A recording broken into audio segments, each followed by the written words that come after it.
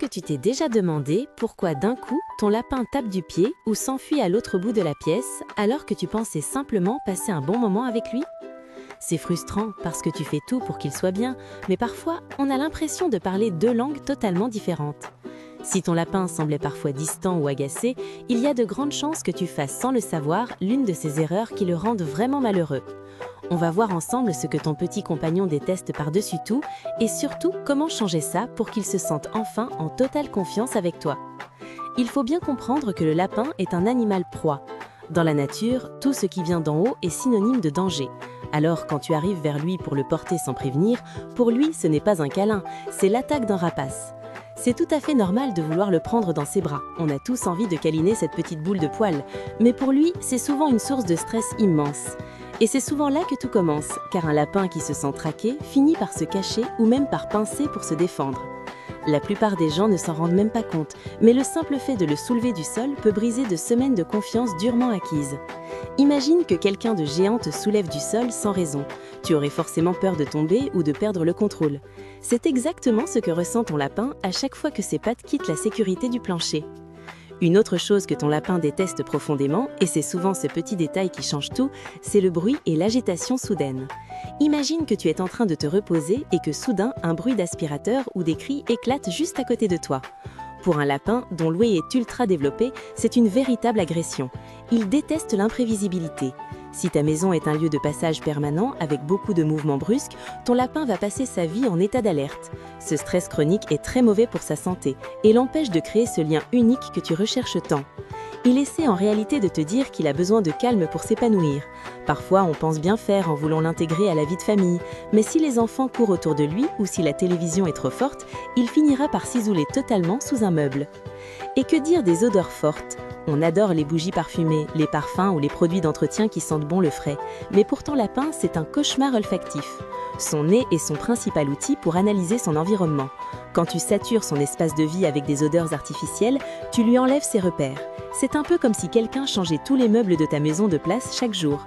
Ça le perturbe énormément et ça peut même causer des problèmes respiratoires sur le long terme. Tu as peut-être remarqué qu'il frotte son menton partout. Il essaie simplement de reprendre possession de son territoire face à ces odeurs qui l'agressent.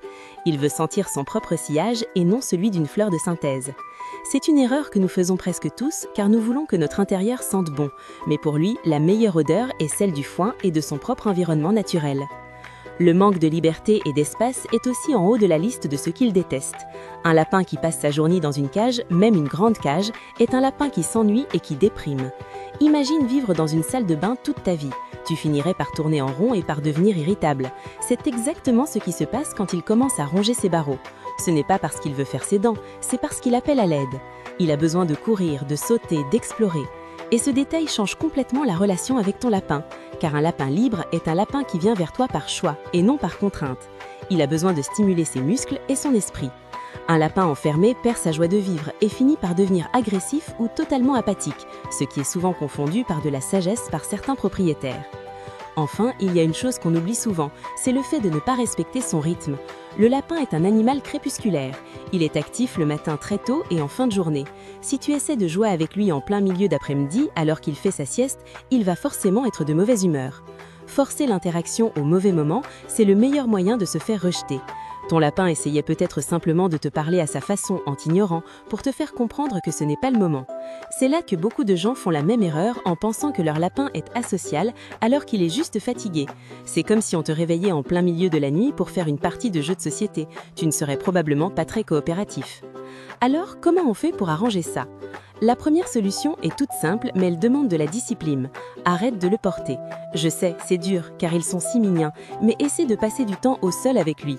Allonge-toi par terre, lis un livre ou regarde ton téléphone, et laisse-le venir d'à toi. C'est lui qui doit décider du contact. Tu verras que très vite, sa curiosité va prendre le dessus et il viendra te voir de lui-même sans aucune crainte. Il commencera peut-être par te renifler, puis par te donner des petits coups de nez. C'est le début d'une vraie amitié basée sur le respect mutuel.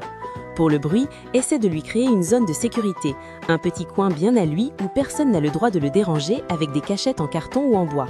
Cet endroit doit être son sanctuaire où il sait qu'il est intouchable. Et concernant les odeurs, privilégie les produits naturels ou aère bien la pièce après avoir fait le ménage.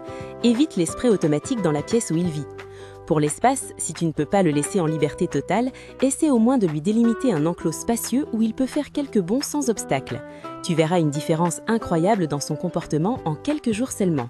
Son regard va changer, il sera plus vif et plus présent. Ce qui est surprenant, c'est que les lapins réagissent souvent tous de la même manière une fois qu'on respecte leurs besoins fondamentaux. Ils deviennent plus calmes, plus affectueux et surtout beaucoup plus expressifs. Les progrès viennent avec la patience et la compréhension de son langage corporel. N'oublie pas que chaque petit geste compte pour lui prouver que tu es son allié et non un danger potentiel. Parfois, il suffit d'arrêter de vouloir en faire trop pour que la relation s'améliore d'un coup. Un lapin qui se sent compris est un lapin qui n'a plus besoin de taper du pied ou de se cacher. Il devient un membre de la famille à part entière qui partage tes moments de détente. Est-ce que tu as déjà remarqué l'une de ces réactions chez ton lapin? Est-ce qu'il a déjà tapé du pied quand tu as allumé l'aspirateur ou quand tu as essayé de le prendre? Raconte-moi en commentaire quelle est la chose qu'il déteste le plus chez toi. Ça m'intéresse vraiment de comparer nos expériences. On apprend tous les jours au contact de nos animaux. Et si tu veux d'autres conseils pour mieux comprendre ton petit compagnon et rendre sa vie plus belle, abonne-toi pour ne rien rater des prochaines vidéos. On se retrouve très vite pour prendre soin de nos boules de poils préférées et construire avec elles la plus belle des relations.